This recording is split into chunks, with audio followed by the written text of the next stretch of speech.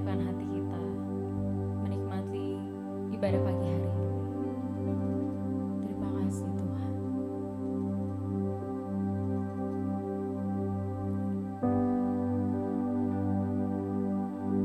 Mari kita satukan hati kita. Kita teduhkan batin kita.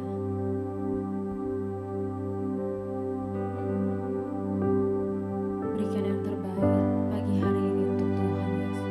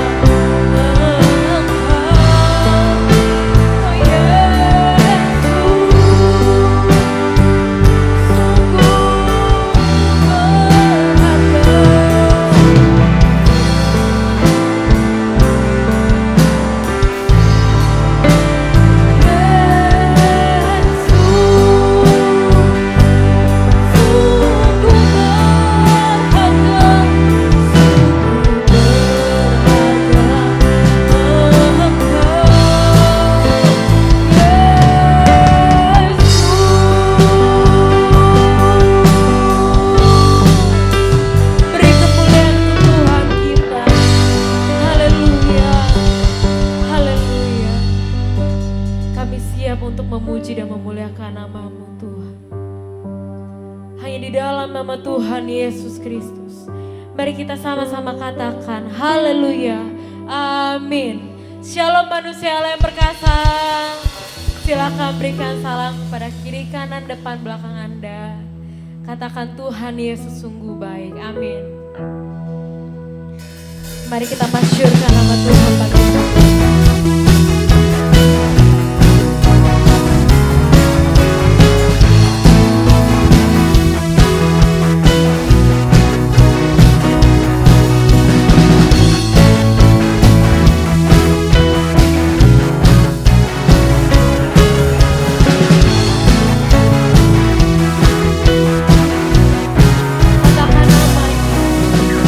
Tuhan ku menamai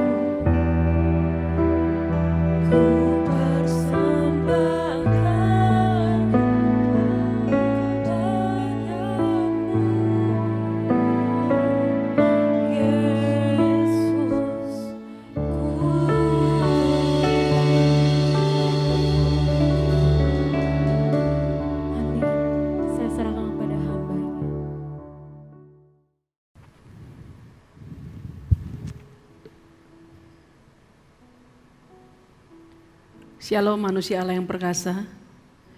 Mari kita bersama-sama mendeklarasikan iman kita di hadapan Allah dan jemaatnya. Kita mengangkat tangan kanan kita. Saya percaya dan menerima. Alkitab adalah firman Tuhan yang benar sepenuhnya. Apa yang Alkitab katakan, siapa saya di dalam Kristus, demikianlah saya. Alkitab berkata, saya adalah ciptaan baru. Sungguh saya adalah ciptaan baru. Alkitab berkata, saya adalah anak Allah. Sungguh saya adalah anak Allah. Alkitab berkata, segala perkara dapat kulakukan di dalam Kristus. Demikianlah saya. Apa yang Alkitab katakan milikku, sungguh adalah milikku. Alkitab berkata, saya adalah ahli waris Allah bersama Kristus. Sungguh saya adalah ahli waris Allah bersama Kristus. Dalam nama Tuhan Yesus Kristus, mari kita bersatu dalam doa. Di dalam nama Tuhan Yesus Kristus, kami menyerahkan seluruh pemberitaan firman hidup ini ke dalam pimpinan-Mu ya Allah Roh Kudus, supaya olehnya apa yang kami dengar boleh kami pahami. Apa yang kami pahami dalam kebenaran firman-Mu boleh kami terima, kami percayai dan kami taruh di hati kami. Sehingga dengan demikian Tuhan, kebenaran firman-Mu boleh menguasai seluruh kehidupan kami. Dalam nama Tuhan Yesus Kristus, kami mempersilahkan Roh-Mu bekerja di tengah-tengah kami dalam pemberitaan firman hidup ini. Amin. Saudara yang diberkati Tuhan Yesus Kristus, mari kita bersama-sama membuka kebenaran firman Tuhan yang terambil dari Yosua pasalnya yang pertama, ayat 1 sampai dengan yang kelima. Yosua pasalnya yang pertama, ayat 1 sampai dengan yang kelima. Demikianlah firman Tuhan. Sesudah Musa hamba Tuhan itu mati, berfirmanlah Tuhan kepada Yosua bin Nun, abdi Musa itu, demikian. Hambaku Musa telah mati, sebab itu bersiaplah sekarang, seberangilah sungai Yordan ini, engkau dan seluruh bangsa ini, menuju negeri yang akan kuberikan kepada mereka, kepada orang Israel itu. Setiap tempat yang akan diinjak oleh telapak kakimu, kuberikan kepadamu, seperti yang telah kujanjikan kepada Musa. Dari padang gurun dan gunung Libanon yang sebelah sana itu, sampai ke sungai besar, yakni sungai Efrat, seluruh tanah orang Het, sampai ke laut besar di sebelah matahari terbenam. Semua itu akan menjadi daerahmu. Ayat yang kelima. Seorang pun tidak akan dapat bertahan menghadapi engkau seumur hidupmu. Seperti aku menyertai Musa, demikianlah aku akan menyertai engkau. Aku tidak akan membiarkan engkau dan tidak akan meninggalkan engkau. Saudaraku yang diberkati Tuhan Yesus Kristus, apa yang kita baca di dalam kitab Yosua pasal 1 ayat 1 sampai dengan 5 ini, yang adalah merupakan penggenapan janji Allah kepada Israel untuk membawa mereka masuk ke dalam Kanaan, negeri yang berlimpah-limpah susu dan madunya itu, telah diteguhkan Allah dengan sebuah pernyataan kepada Israel secara khusus. Dalam hal ini adalah kepada Yosua sebagai pengganti Musa dalam memimpin Israel memasuki tanah perjanjian itu. Dikatakan di ayatnya yang ketiga, setiap tempat yang akan diinjak oleh telapak kakimu, kuberikan kepadamu. Kemudian di ayat berikutnya Tuhan juga berkata, seorang pun tidak akan dapat bertahan menghadapi engkau seumur hidupmu. Seperti aku menyertai Musa, demikianlah aku akan menyertai engkau. Aku tidak akan membiarkan engkau dan tidak akan meninggalkan engkau. Hebat sekali saudara. Apa yang menjadi pendahuluan kitab Yosua ini secara khusus di ayat 1 sampai dengan 5 yang barusan telah kita baca bersama.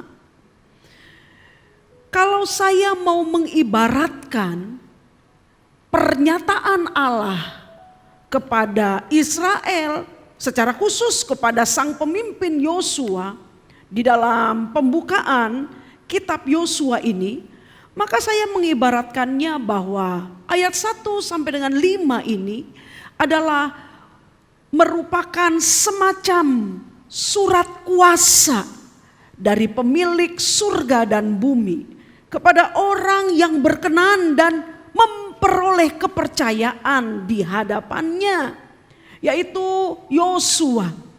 Surat kuasa ini berisi pendelegasian atau pelimpahan atau penyerahan kuasa ilahi yang daripada Allah kepada umatnya Israel untuk melakukan apapun yang mereka ingini, tentu dalam pimpinan dan bimbingan kebenaran firman Allah.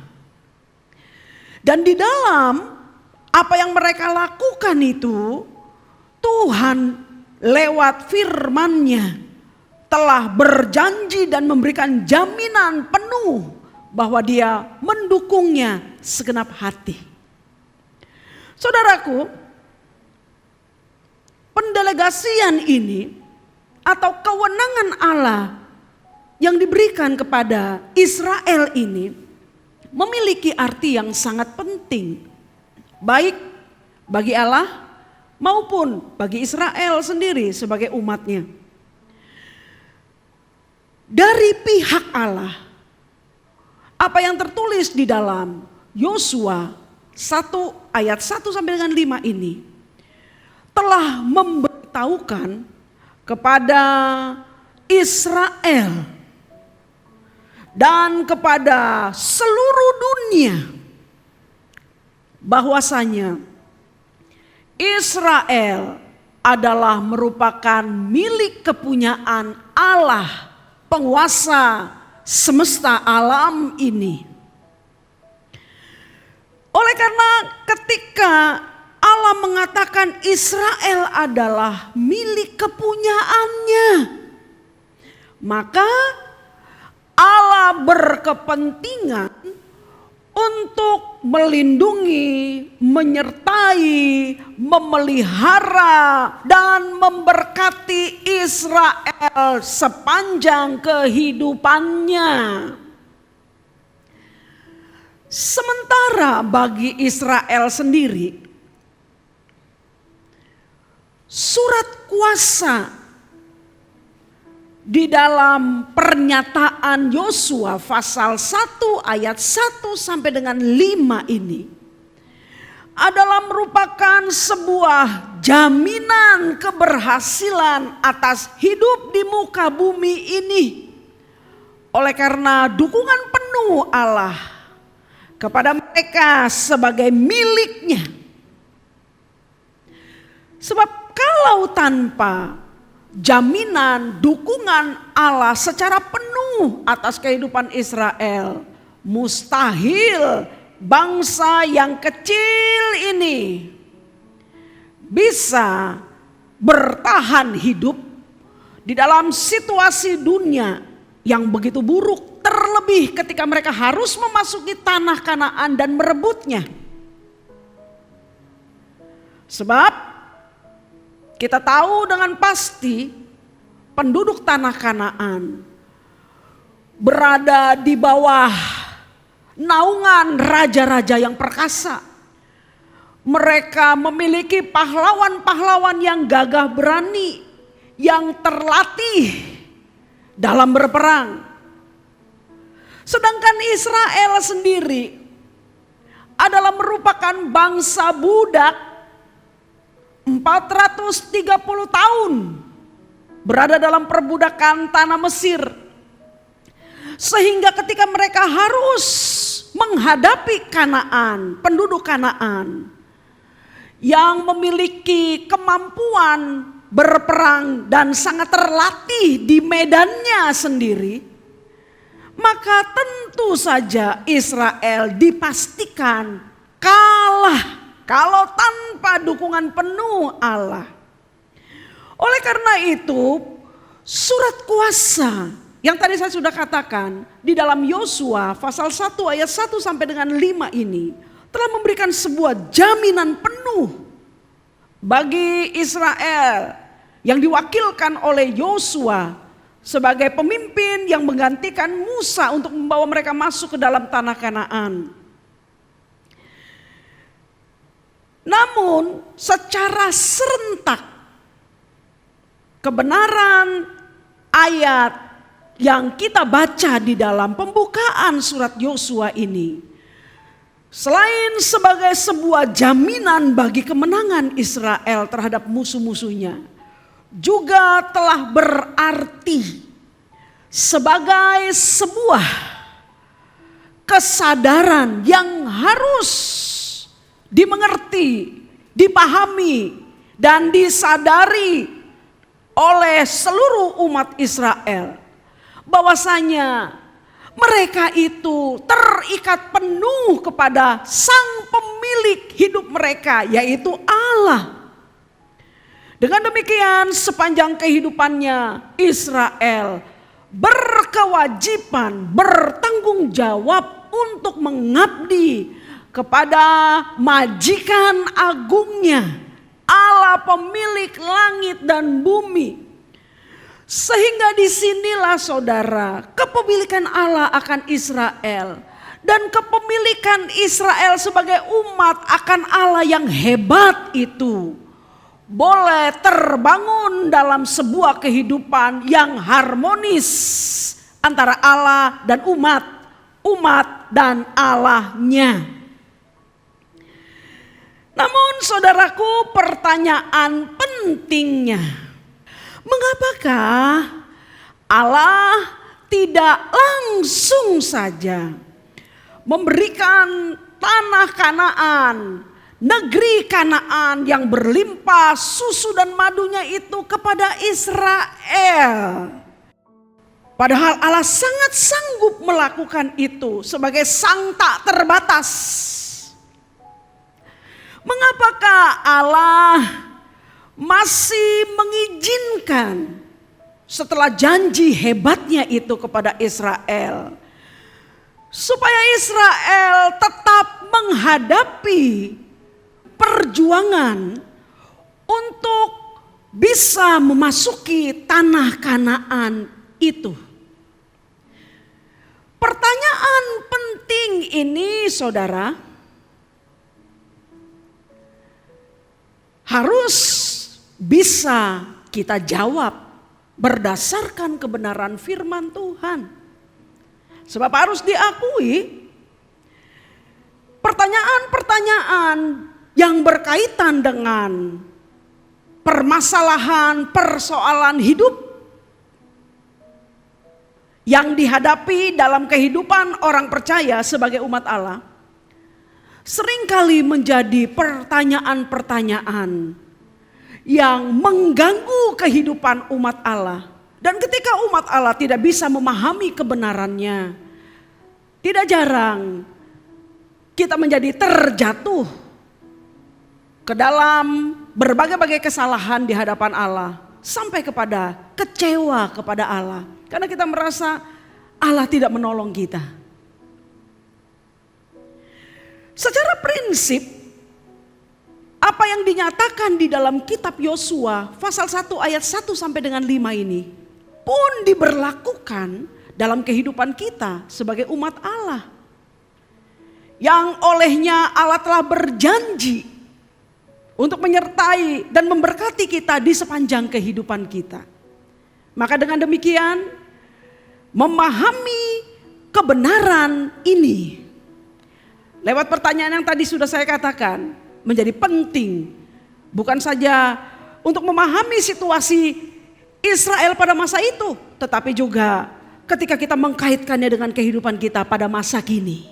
Oleh karena itu, saudara, pertama-tama yang harus kita pahami adalah bahwa ternyata tidak semua permasalahan yang kita hadapi dalam kehidupan ini membawa keburukan bagi kita. Saya ulangi lagi ya.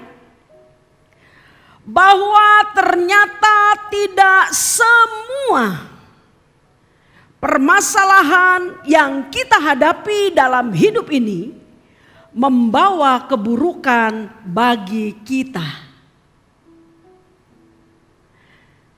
Namun, catat baik-baik kalimat saya berikutnya.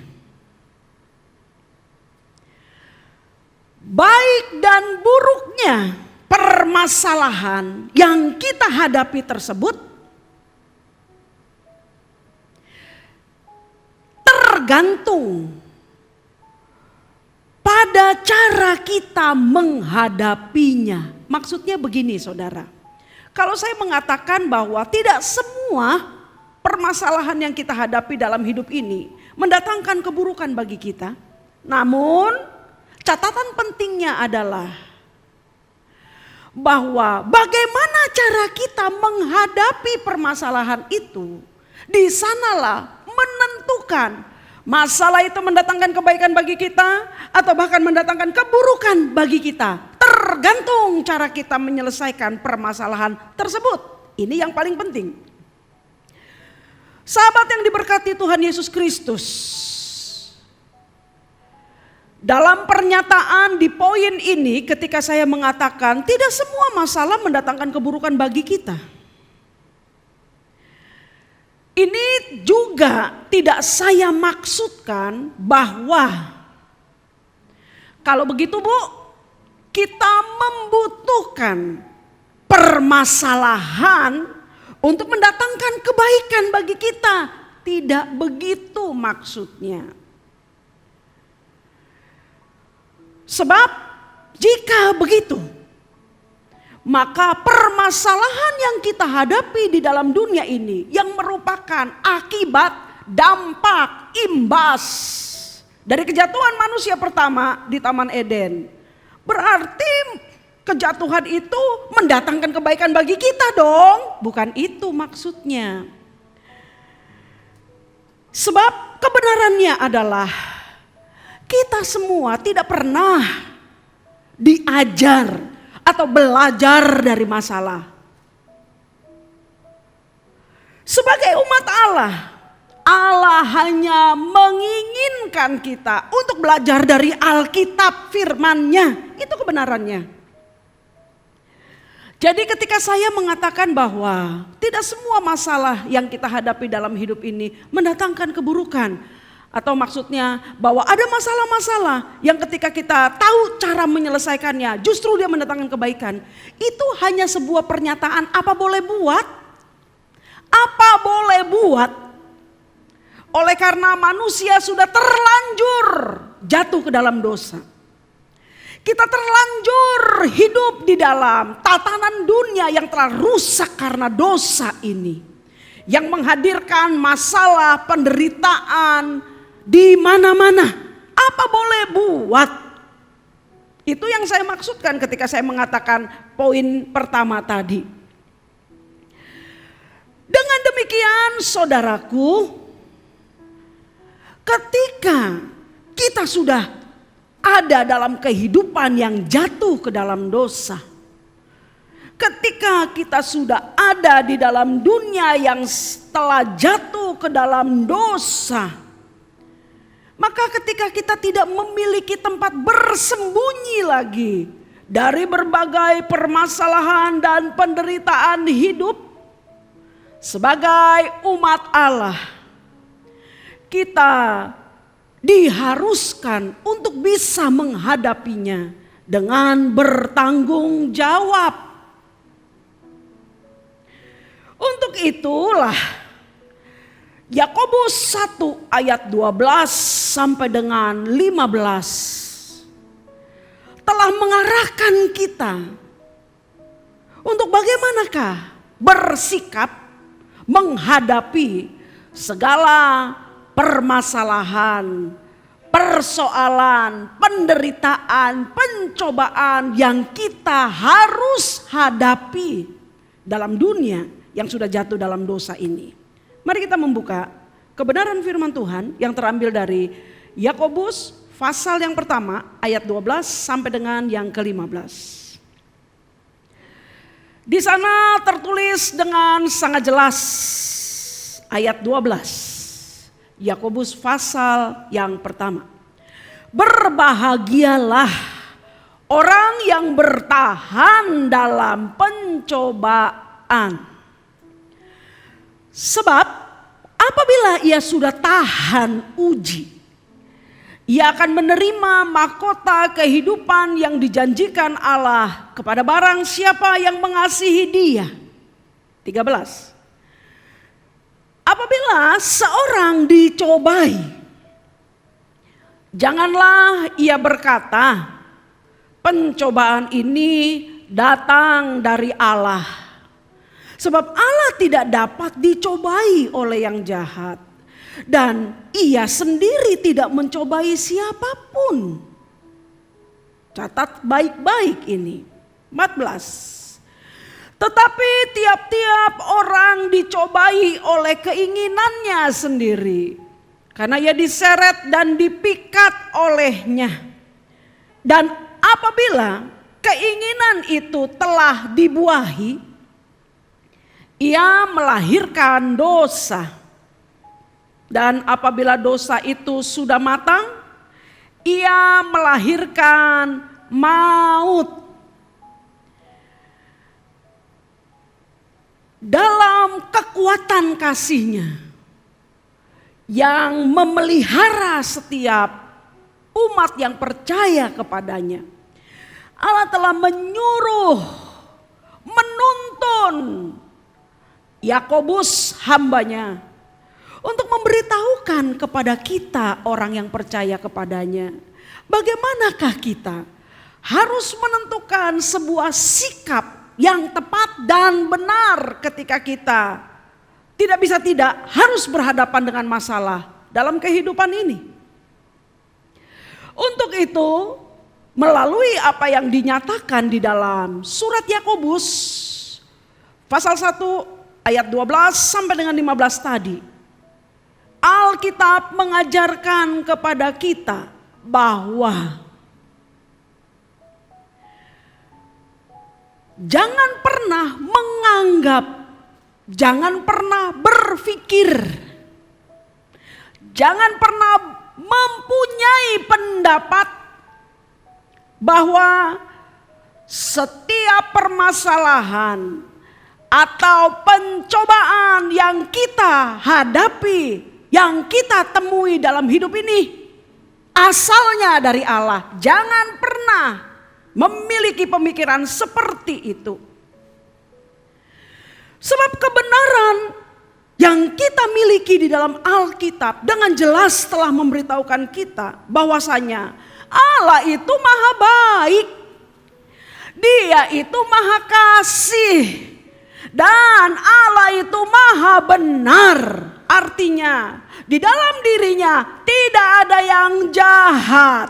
Maka dikatakan Allah itu tidak bisa dicobai oleh yang jahat, dan Dia sendiri tidak mencobai siapapun, apakah lagi umat yang dikasihinya. Amin. Jangan pernah memiliki pemahaman seperti itu. Yang kedua, berdasarkan kebenaran yang ditulis oleh Yakobus dalam pimpinan Roh Kudus,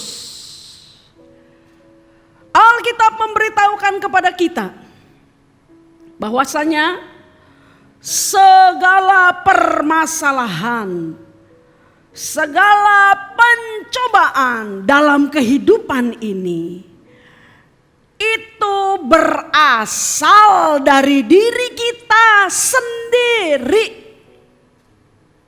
Itu berasal dari diri kita sendiri. Maksudnya begini, saudara. Manusia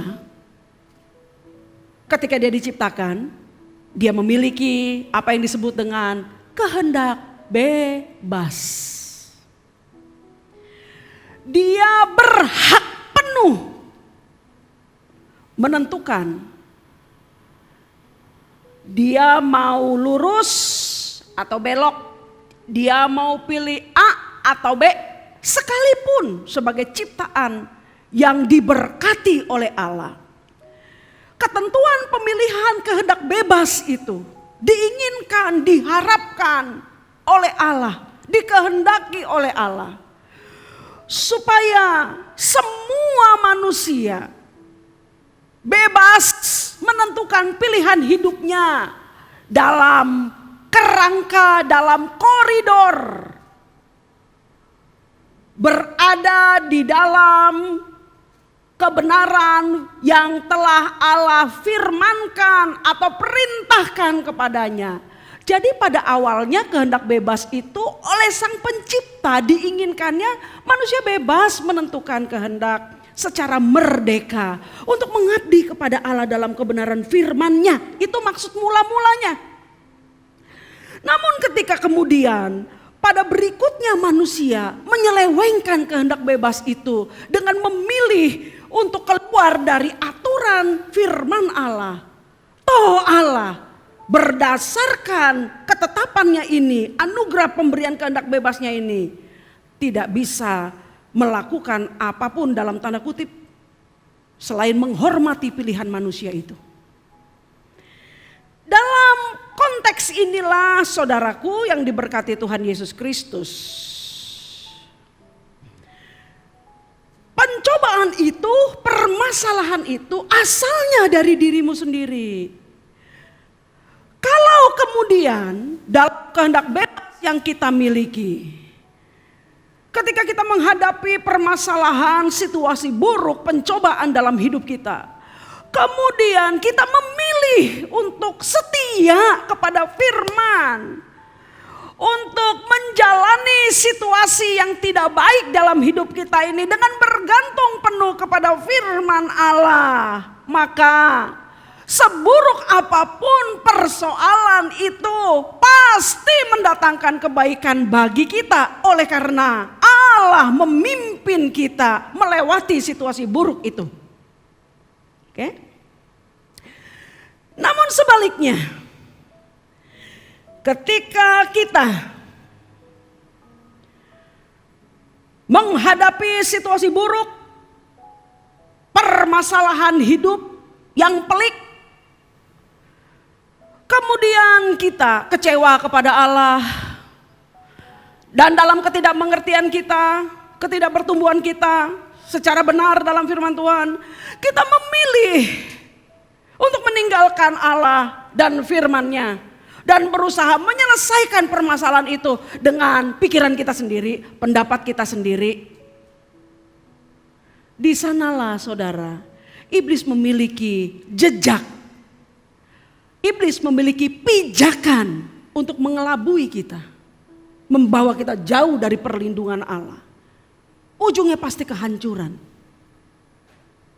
Itu yang dimaksudkan ketika Allah melalui Yakobus berkata, permasalahan itu berasal dari dirimu sendiri, bukan dari Allah. Ini amat sangat bertanggung jawab. Inilah kebenarannya. Saudaraku, tahukah kita atau sadarkah kita? Kita manusia ini berkembang secara bertahap.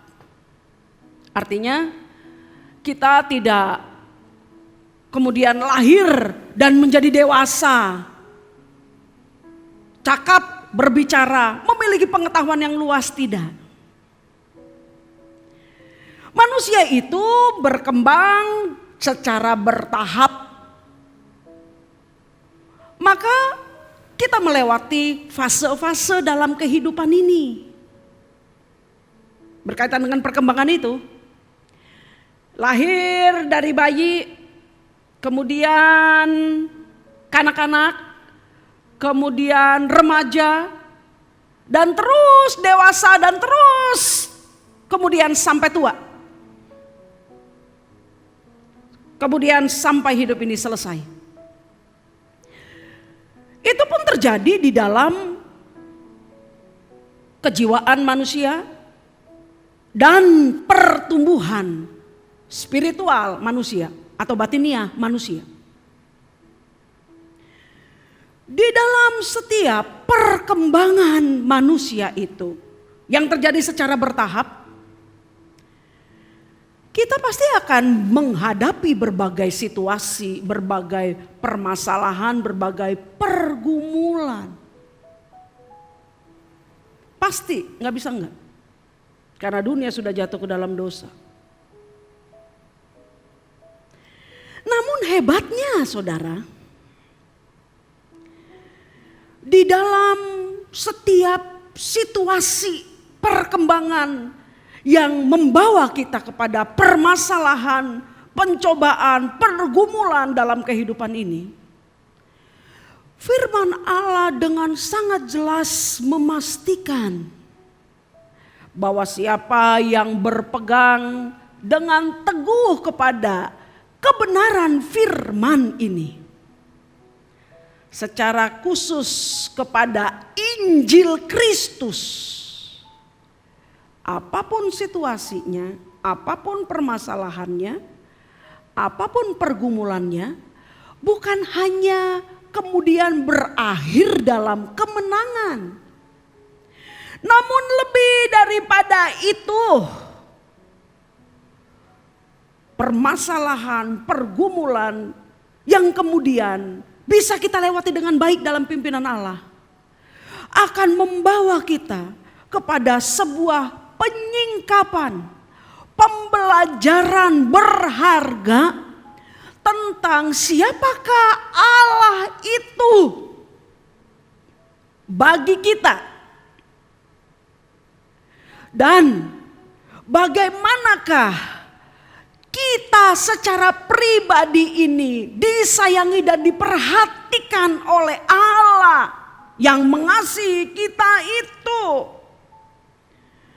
Sehingga dengan demikian kita terus mengalami perkembangan, pertumbuhan, pengenalan yang benar akan Allah sampai pada puncaknya mencapai kedewasaan di dalam Kristus.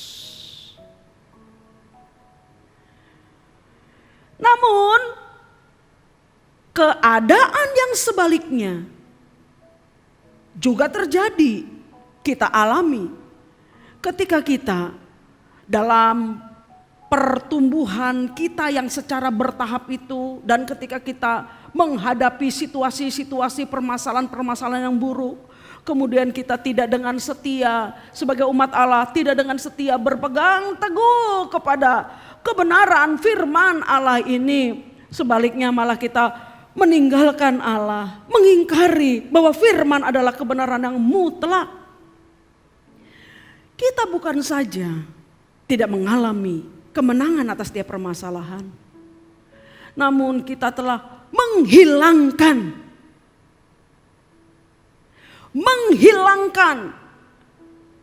sebuah pembelajaran penting untuk mengenal pribadi Allah yang mengasihi kita dalam setiap responnya terhadap keadaan hidup umat yang dicintainya.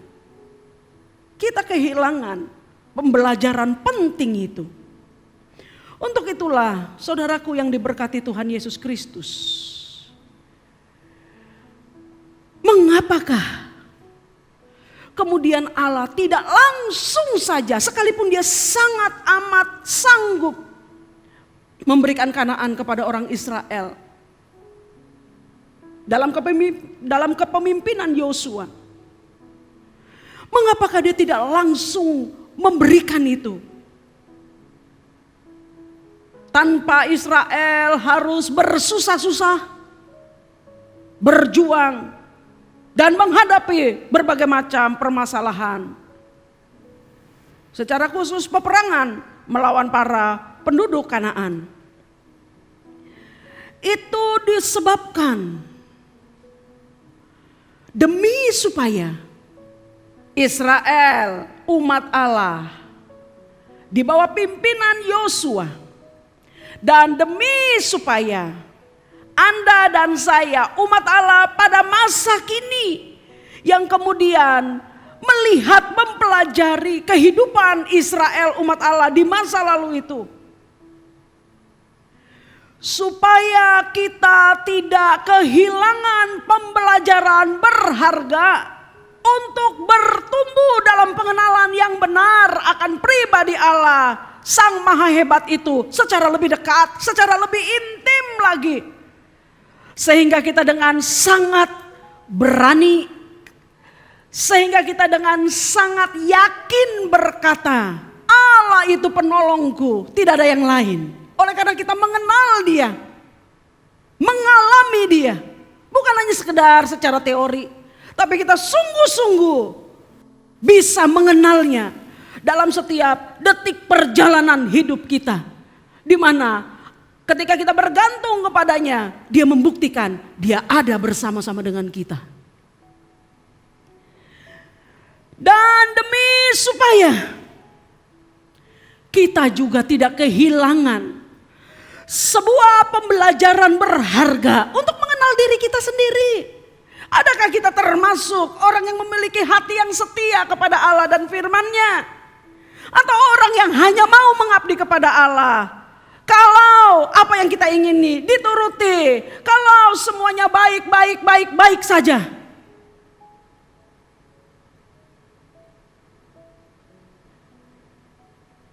Ketika kita hanya mau menjadikan Allah hanya sebagai pemenuhan alat berkat bagi kita, tetapi tidak mau menjadikan diri kita sebagai pribadi yang mengabdi kepadanya, sebagai pemilik hidup kita. Supaya kita tidak kehilangan pembelajaran penting dan berharga ini, saudaraku. Allah mengizinkan kita, dalam tanda kutip, untuk melewati segala pergumulan, persoalan, pencobaan dalam kehidupan ini. Dari keseluruhan apa yang sudah saya katakan ini, kita bisa melihat betapa luar biasanya kasih, hikmat, dan bijaksana Allah itu, di mana di tangannya dia menggunakan, dia mengubah permasalahan, penderitaan, kehancuran manusia yang dikarenakan dosa, untuk mendatangkan kebaikan, untuk mendatangkan berkat bagi mereka yang setia berpegang hanya kepada firman-Nya saja. Itulah yang dimaksudkan oleh Yakobus 1 ayat 12. Ketika Allah berkata, berbahagialah orang yang bertahan dalam pencobaan, sebab apabila ia sudah tahan uji, ia akan menerima mahkota kehidupan yang dijanjikan Allah kepada barang siapa yang mengasihi Dia. 2. Ketika Tuhan berjanji kepada Yosua, yang dicatat di pasal 1 ayat 3 dan 5. Setiap tempat yang akan diinjak oleh telapak kakimu, kuberikan kepadamu, kepada kamu, seperti yang telah kujanjikan kepada Musa. 5. Seorang pun tidak akan dapat bertahan menghadapi engkau seumur hidupmu. Seperti aku menyertai Musa, demikianlah aku akan menyertai engkau. Aku tidak akan membiarkan engkau dan tidak akan meninggalkan engkau. Sahabat yang diberkati Tuhan Yesus Kristus, apa yang dinyatakan dan dijanjikan Allah dalam kebenaran yang kita sudah baca bersama-sama barusan, tidaklah bisa bekerja secara otomatis. Dia hanya bisa berfungsi apabila Yosua sebagai pemimpin umat dan seluruh umat Allah yang dipimpin olehnya, mereka memenuhi bagian yang telah ditentukan untuk mereka, yaitu supaya mereka boleh berjanji dengan setia berpegang kepada firman Sang Pemilik hidup mereka, yaitu Allah sendiri. Janji itu baru bisa berfungsi dengan benar dan dengan baik kalau Israel memenuhi bagiannya. Atau kalau sekarang, kalau kita sebagai umat Allah memenuhi bagian kita, pegang penuh, berpegang teguh kepada kebenaran firman dan hidup di dalamnya. Akan tetapi apabila sebagai umat Allah kita tidak memenuhi tuntutan dari perjanjian itu atau syarat dari perjanjian itu dengan meninggalkan Allah, dengan berbalik dari kebenaran firman-Nya, maka perlindungan firman itu tidak bisa bekerja. Mengapa demikian? Sebab kita tidak bersedia untuk diatur olehnya, untuk hidup di bawah pengawasan dan pengendaliannya, itu saja. Maka dalam hal inilah, mengapakah baik Israel maupun umat Allah pada masa kini seringkali dalam kehidupannya mereka jatuh di dalam berbagai-bagai permasalahan dan pergumulan ketika meninggalkan firman itu. Bukan berarti Allah tidak mengasihi, tidak memberkati dan tidak mau menolong kita. Tapi masalahnya adalah perlindungan itu hanya bisa berfungsi kalau kita tinggal di dalam firman. Kalau kita di luar firman, maka firman tidak bisa melindungi kita karena kita tidak mempercayainya, perlindungan dan kasih sayangnya. Kita memilih untuk melindungi diri kita sendiri. Itulah sebabnya sahabat yang diberkati Tuhan Yesus Kristus. ketika kepada Israel, Musa sebelum dia mati telah memberikan sebuah pernyataan firman yang daripada Allah dengan wanti-wanti itu maksud sederhananya itu sungguh-sungguh supaya semuanya mendengarkan dengan baik-baik. Musa sudah mewanti-wanti umat Allah ini supaya mereka setia berpegang kepada firman Allah. Sebab kalau tidak, kehancuranlah yang akan menjadi bagian kita. Ulangan pasal 6 ayat 1 sampai dengan 12. Dengan judul perikop, kasih kepada Allah adalah perintah utama. Isinya adalah pesan Allah yang diucapkan Musa dengan segenap hati, supaya segenap umat Allah memperhatikan dengan sungguh-sungguh untuk melakukan dan menerimanya dalam kehidupan ini. Dan kebenaran ini diulang kembali ketika Allah turun menjadi manusia dalam diri Tuhan Yesus Kristus orang Nazaret. Yang dicatat di dalam Injil Matius 22 ayat 34 sampai dengan 40. Ketika Tuhan Yesus berbicara tentang hukum yang terutama, yang isinya kasih kepada Allah. Mari kita lihat Ulangan 6 ayat 1 sampai dengan 12. Pesan Allah melalui Musa kepada segenap orang yang beriman, yang percaya kepadanya. Ayat 1 dinyatakan demikian. Ulangan pasal ke-6. Inilah perintah, yakni ketetapan dan peraturan yang aku ajarkan kepada kamu atas perintah Tuhan Allahmu, untuk dilakukan di negeri kemana kamu pergi untuk mendudukinya. Maksudnya ini adalah sebuah perintah yang sudah tidak bisa berubah pemberlakuannya dalam kehidupan kamu, orang yang percaya kepada Allah. Ayat 2. Supaya seumur hidupmu engkau dan anak cucumu takut akan Tuhan Allahmu, dan berpegang pada segala ketetapan dan perintahnya yang kusampaikan kepadamu, dan supaya lanjut umurmu. 3.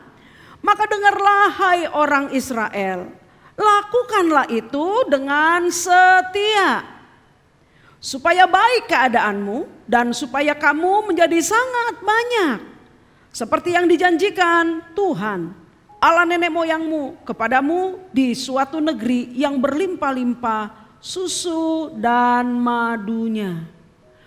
Tujuannya berpegang dengan setia kepada perintah Allah seumur hidup adalah demi kebaikan kita, demi kebaikanmu Israel. Dengar baik-baik, itu pesannya. Sekarang dia mulai memasuki isi dari pesan itu. Ayat yang keempat, dengarlah hai orang Israel. Ini sebuah pernyataan tentang Allah. Tuhan itu Allah kita. Tuhan itu Esa, amin. Dan inilah isi perintah itu. Kasihilah Tuhan Allahmu dengan segenap hatimu dan dengan segenap jiwamu dan dengan segenap kekuatanmu. Apa yang kuperintahkan kepadamu pada hari ini? Di ayat 4 dan 5 tadi. Haruslah engkau perhatikan. Ayat 7. Haruslah engkau mengajarkannya. Jadi cara memperhatikannya itu adalah dengan cara ini. Haruslah engkau mengajarkannya berulang-ulang kepada anak-anakmu. Dan membicarakannya apabila engkau duduk di rumahmu, apabila engkau sedang dalam perjalanan, apabila engkau berbaring, dan apabila engkau bangun. Haruslah juga engkau mengikatkannya sebagai tanda pada tanganmu, dan haruslah itu menjadi lambang di dahimu. Dan haruslah engkau menuliskannya pada tiang pintu rumahmu dan pada pintu gerbangmu. Jadi apa yang dikatakan cara untuk tetap mengingat berlaku setia kepada Allah dan firman-Nya itu adalah terus menerus memperkatakan kebenaran firman, merenungkan kebenaran firman, membicarakan kebenaran firman kepada diri kita sendiri, kepada keluarga kita, supaya firman itu menjadi menguasai kita, menjadi kesadaran bagi kita. Itu yang dimaksudkan Allah. Ayat 10. Maka apabila Tuhan Allahmu telah membawa engkau masuk ke negeri yang dijanjikannya dengan sumpah kepada nenek moyangmu, yakni Abraham, Ishak dan Yakub, untuk memberikannya kepadamu kota-kota yang besar dan baik yang tidak kau dirikan, rumah-rumah penuh berisi berbagai-bagai barang baik yang tidak kau isi, sumur-sumur yang tidak kau gali, kebun-kebun anggur dan kebun-kebun zaitun yang tidak kau tanami.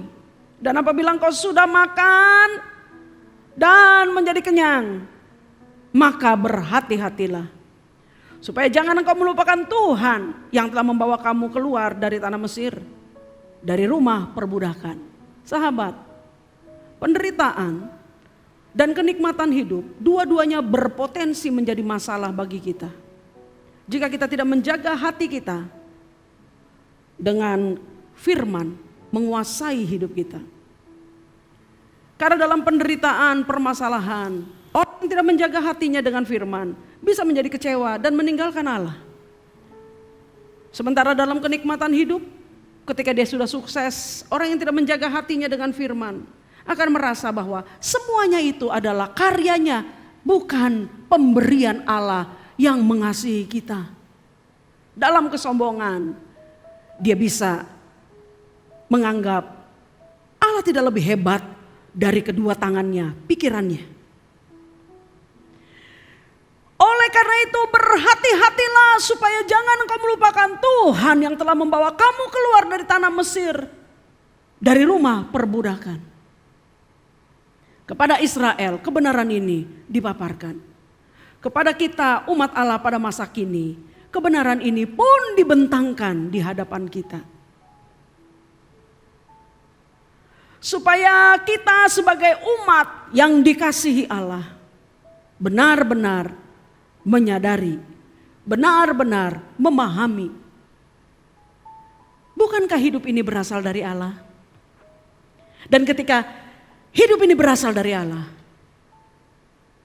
maka mau tidak mau, hidup itu juga harus dijalani bersama-sama dengan Allah. Jadi inti utama kehidupan ini saudara, sebagai ciptaan Allah, apalagi sebagai umat Allah, hanya satu. Allah di dalam kita, kita di dalam Allah. Sehingga dia diberikan kesempatan untuk menguasai kehidupan kita demi kebaikan kita. Supaya kelak ketika hidup ini harus dipertanggungjawabkan di hadapan Allah, kita bisa mempertanggungjawabkannya dengan baik. Untuk itulah Amsal 13 ayat 13 telah membuat pernyataan ini. Siapa meremehkan firman, ia akan menanggung akibatnya. Tetapi siapa taat kepada perintah akan menerima balasannya. Amin. Mari kita bersatu dalam doa. Kami menyerahkan seluruh hati kami, seluruh keinginan kami, seluruh perasaan kami, seluruh kehendak kami untuk dipimpin, dikendalikan dan dikuasai oleh firman-Mu, ya Tuhan Yesus Kristus. Sebab di sanalah kebahagiaan kami, oleh karena kami berasal daripada-Mu. Hamba berdoa untuk sahabat-sahabat umat-Mu yang mendengar kebenaran firman ini, supaya kami semua boleh mengambil keputusan untuk mempersembahkan seluruh hidup ini bagi kemuliaan nama-Mu, dengan kesediaan kami dikuasai oleh firman-Mu saja. Allah memberkati setiap umat-Mu dalam segala situasi hidup mereka, sehingga mereka boleh menemukan hebatnya Engkau dalam kehidupan mereka. Supaya melalui kami Tuhan, terpuji-pujilah nama-Mu, dan kami boleh menyatakan kebenaran ini kepada dunia tentang Allah kami yang hidup dan yang benar. Dalam nama Tuhan Yesus Kristus kami bersyukur, kami berdoa. Amin.